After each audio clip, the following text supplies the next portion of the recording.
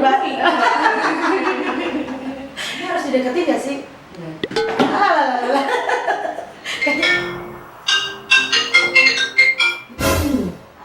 Dekat aja ya. Ini. Oke, 1, 2, 3, mulai.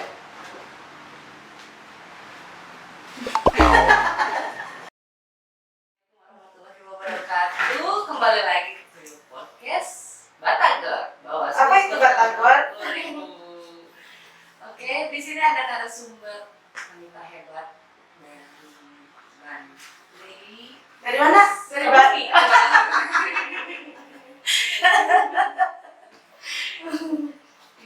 Ada Ibu Muriamah, Kalbim Pencegahan dan Partisipasi Masyarakat Bawaslu Jabar. Apa kabar Ibu? Alhamdulillah, baik-baik. Sibuk-sibuknya ya Bu ya? Lumayan. Oke Bu, kita Ini harus dideketin gak sih? Alah. Kayaknya ini harus dimulai lagi. kalau Oh, iya. enggak, ini teh gumpul Ibu. Oh, santai. Gimana? Bu, kita ngobrolin tentang perempuan. Ntar dulu, ini harus gini atau gini juga gak apa-apa. Oh, iya. Biasanya sih enaknya sambil keliling teh ini jadi goyang-goyang. Kita mulai lagi dari awal ya Bu ya.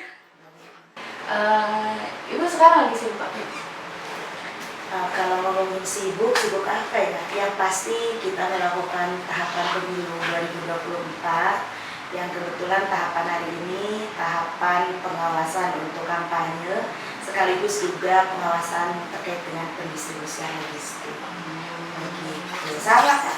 Kabupaten kota juga lagi melaksanakan itu kan? Iya. Lalu yang dimaksud dengan logistik itu apa sih? Ya, sebenarnya ya logistik ini pengertiannya apakah memang harus sesuai dengan kamus besar gitu ya atau memang sesuai dengan perbawaslu. Nah, kita bicara konteks Bawaslu aja ya. Jadi kalau kita melihat Undang-Undang Nomor 7 tahun 2017 lebih dispesifikasi dengan Perbawaslu nomor 12 ya di 2023 ini terkait dengan pengawasan pendistribusian logistik. Yang disebut logistik itu kan ada 3 ya. Yang pertama ada logistik yang memang di pasal 1-nya itu pasal 1 terus ayat 29 30 31. Jadi ada 3. Yang pertama yang disebut logistik itu adalah segala kebutuhan yang ada di tingkatan untuk di TPS. 1, misalkan ada kotak suara, ada surat suara, ada pencoblosan, ada tinta. Yang kedua tentu ada di pasal 30-nya ini adalah dukungan perlengkapan. Nah, dukungan perlengkapan ini kan banyak sekali, ada 14 item di situ ya. Yang pasti dukungan perlengkapan ini untuk memastikan logistik ini dari segi keamanannya, kelancarannya, begitu dan kerahasiaannya. Nah, ini ada 14 macam dari mulai karet gelang, kabel tis dan lain sebagainya lah. Itu ada 14 macam. Itu dilihat lagi di Perbawaslu nomor 12-nya. Nah, yang ketiga ini perlengkapan lainnya. Dan perlengkapan lainnya ini ada formulir ya. Ada formulir untuk data yang DPT yang tetap, yang tambahan dan sebagainya itu ada 8 item lah. Jadi memang terkait dengan logistik ini yang disebut ataupun bukan kepanjangan lah definisi dari logistik menurut Perbawaslu nomor 12 tadi itu memang ada tiga kategori ya. Ada yang memang menjadi logistik utama, terus tambahan dan juga perlengkapan lainnya. Tuh.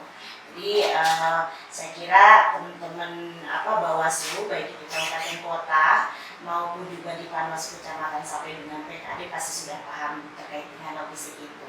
Pun juga masyarakat, jadi harus sudah memahami terkait apa-apa saja yang ada di persiapan di dalam TPS yang akan kita temukan nanti ketika di tanggal 14 Februari. Tuh. Oke, jadi logistik ini memang penting banget ya Bu ya. Oh, sangat penting. Karena ini kan yang menentukan nanti pas pelaksanaan itu tertib dan juga tolak ukur keberhasilannya itu nanti juga dilihat dari situ ya. Selain daripada seluruh tahapan, baik dari mulai daftar pemilihnya, terus juga seluruh tahapan-tahapan lain, misalkan dengan kampanye dan lain sebagainya, yang menjadi jantungnya itu kan di TPS nanti di hari-hari itu tersebut. Gitu. Jadi Bu, kalau untuk tugas Bawaslu dalam penyiapan logistik ini Oke. sama dengan Oke, jadi berbicara terkait dengan Bawaslu, konteksnya kan akan berbeda dengan KPU ya. Kalau logistik tadi itu kan otomatis identiknya kesiapannya itu di KPU, karena mereka adalah panitianya yang mempersiapkannya. Misalkan kotak suara ini ada berapa, ini menyesuaikan dengan TPS-nya, gitu kan. Dan tentu kotak suara ini tentu akan disesuaikan dengan pemilihan hari ini. Ada kotak suara untuk Pilpres, untuk DPR Provinsi, DPR RI, DPR Kabupaten Kota maupun DPD. Itu kan menjadi tanggung jawab ranahnya ada di KPU itu sendiri. Termasuk juga misalkan DPT-nya ada berapa, karena itu berhubungan dengan surat suara. Nah itu konteksnya ada di KPU dan menjadi tanggung jawab penuhnya di KPU. Maka yang menjadi tugas kita di Bawaslu adalah kembali kepada Undang-Undang 7 tadi, bahwa Bawaslu ini ada 3 dalam melaksanakan pengawasan khusus pada tahapan logistik. Itu tadi melakukan pencegahan, melakukan pengawasan, terus juga melakukan penindakan. Tetap kita berpatokannya ke itu. Nah, apa yang sudah kita lakukan dalam bentuk pencegahan? Nah, tentu kembali kepada Perbawaslu 12 tadi. Perbawaslu 12 2023 ini ada di pasal 3. Di situ disebutkan di ayat 6-nya ya, huruf B, bahwa yang dilakukan oleh Bawaslu dalam melakukan pencegahannya itu yang pertama adalah melakukan identifikasi. Identifikasi apa? Persoalan ketika pendistribusian logistik tersebut. Diidentifikasi nih, misalkan gudangnya seperti apa, gitu kan, dilihat apakah memang sudah masuk standar PKPU dan lain sebagainya. Nah, selain daripada identifikasi, tentu juga melakukan koordinasi. Ya, kalau provinsi berarti mengkoordinasikan kepada kabupaten kota ke kecamatan ke PKD dan lain sebagainya. Jadi mengkoordinasikan terkait dengan tugas pengawasan khusus pada tahapan logistik tersebut, pendistribusian logistik. Nah, koordinasi ini juga tidak selesai pada internal kita, tapi harus melakukan koordinasi dengan eksternal, dengan KPU-nya, dengan pengamanannya, konteksnya adalah Polresnya ya, Polres ataupun juga Polsek misalkan, itu juga harus terkoordinasikan dengan baik. Nah, jadi tadi identifikasi, terus juga berkoordinasi. Selanjutnya juga kita melakukan pengawasan langsung.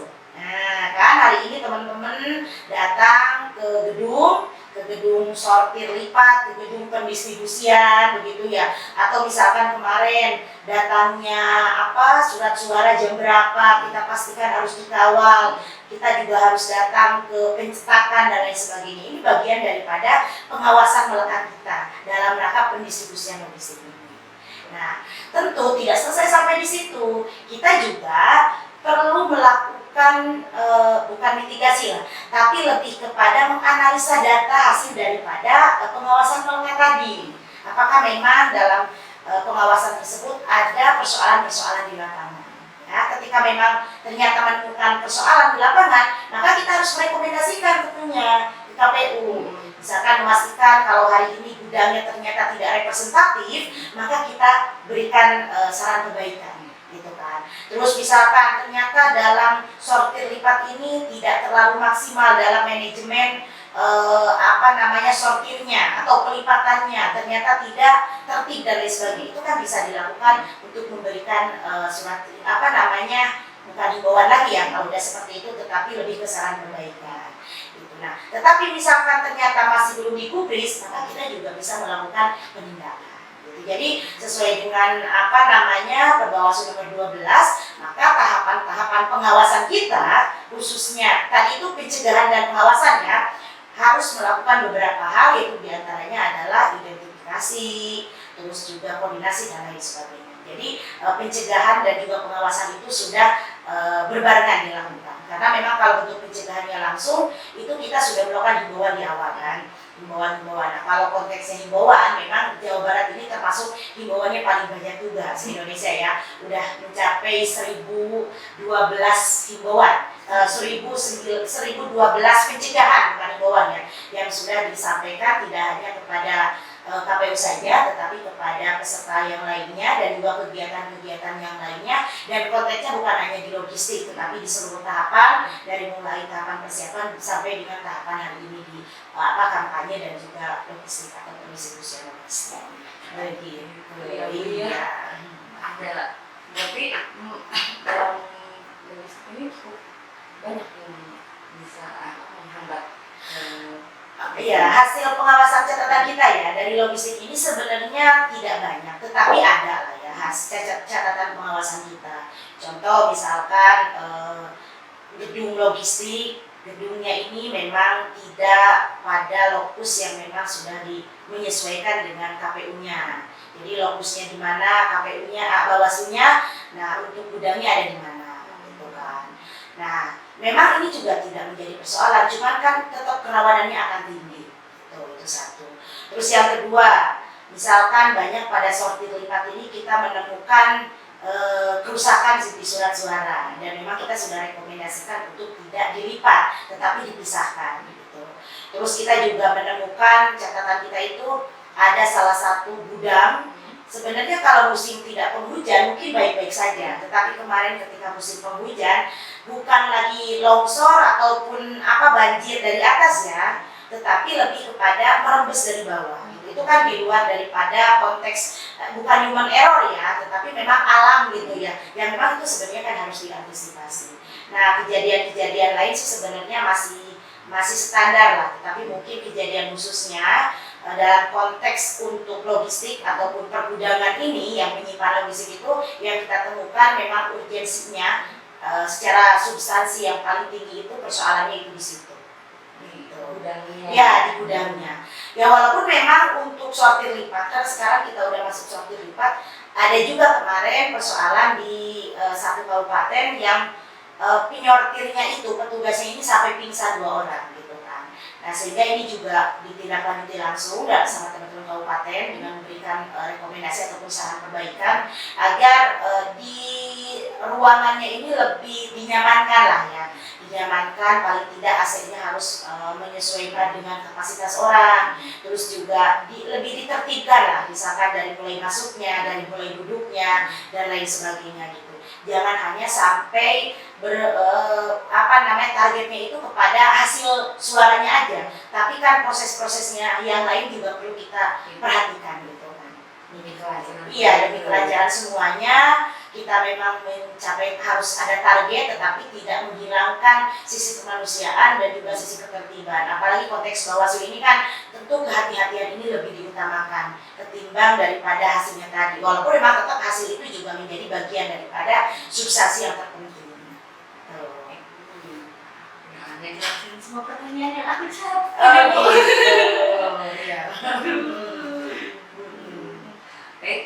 Ya mungkin kalau sisi dari penyelenggara kita ya, kalau kita kan untuk tantangannya ya salah satunya memang karena persoalan gudang yang tidak hanya satu ya, ada di beberapa tempat, dan mungkin kota Bogor juga ada dua tempat. Nah ini mungkin tidak menyusahkan sih sebenarnya, tetapi membuat kita harus berbagi pengawasan gitu ya, sehingga kadang SDM kita yang sangat minimalis ini harus terbagi dengan kegiatan internal dan juga terbagi 2 untuk pengawasan logistiknya. Tapi sejauh ini sih masih baik-baik aja dan oke-oke aja gitu ya. Soal tantangan-tantangan itu bisa terselesaikan dengan baik gitu.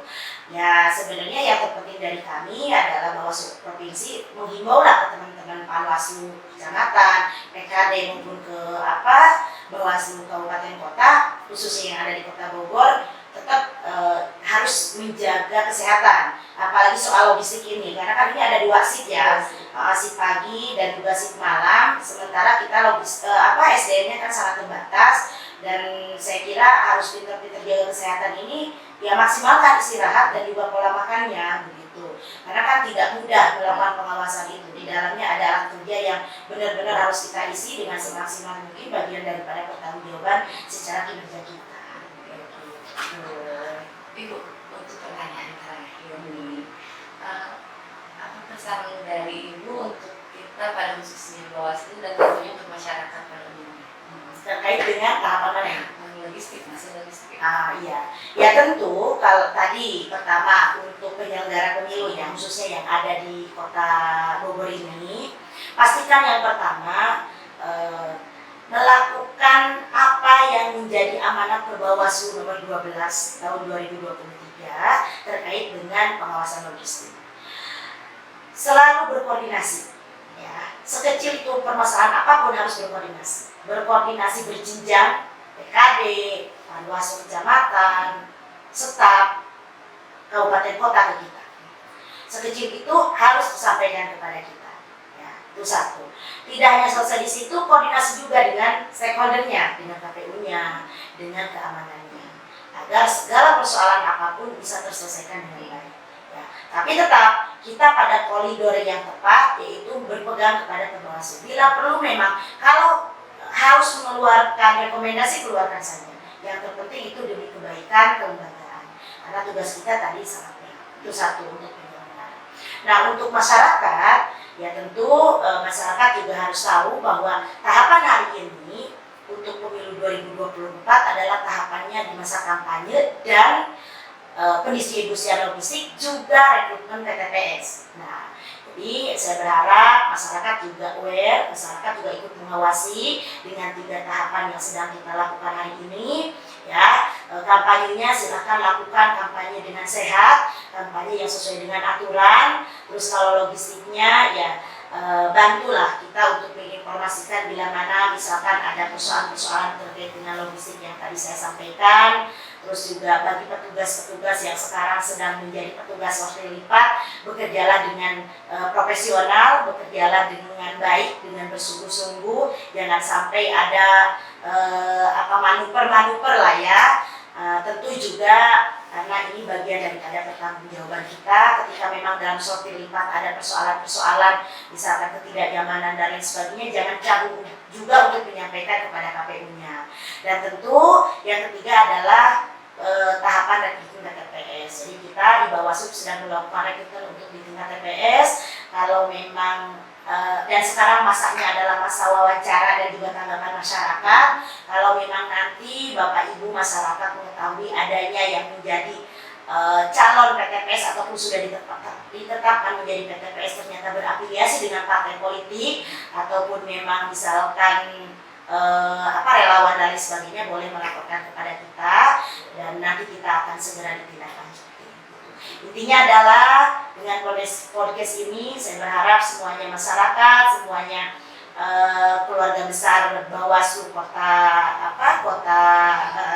Bogor ini memiliki pendidikan politik, memiliki tanggung jawab yang sangat luar biasa untuk mensukseskan pemilu di 2024, tentu pemilu yang bermartabat, pemilu yang sehat, pemilu yang jurdil, pemilu yang berintegritas, dan tentu juga pemilu yang berkualitas. Semoga diingat ya sama masyarakat. Iya, harus diingat. Harus diingat. Baik, sekian podcast Batagor. Assalamualaikum warahmatullahi wabarakatuh.